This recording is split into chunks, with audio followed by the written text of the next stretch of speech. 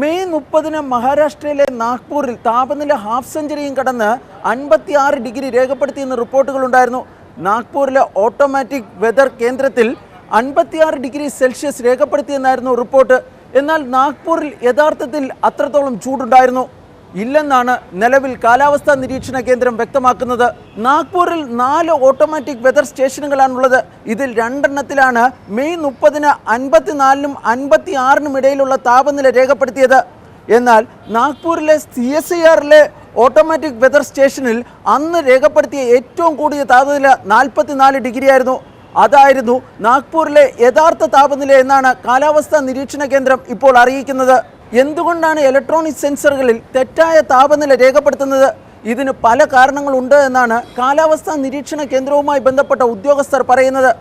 സെൻസറുകളുടെ തകരാറ്, പ്രൊട്ടക്ഷൻ ഷീൽഡിലെ തകരാറ്, അതുപോലെ തന്നെ സെൻസറുകൾ സ്ഥാപിച്ചിരിക്കുന്ന സ്ഥലത്തിൻ്റെ പ്രത്യേകത, ഇതൊക്കെ കാരണം തെറ്റായ താപനില രേഖപ്പെടുത്താൻ സാധ്യതയുണ്ട് എന്നാണ് ഉദ്യോഗസ്ഥർ ചൂണ്ടിക്കാട്ടുന്നത്.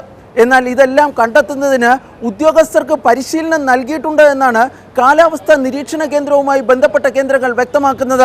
29-ാം തീയതി ഡൽഹിയിലെ മുങ്കേഷ്പൂരിലെ കാലാവസ്ഥാ നിലയത്തിൽ 52.3 ഡിഗ്രി സെൽഷ്യസ് രേഖപ്പെടുത്തിയിരുന്നു. ഡൽഹിയിലെ തന്നെ ചരിത്രത്തിലെ ഏറ്റവും കൂടിയ ചൂടായിരുന്നു അത്.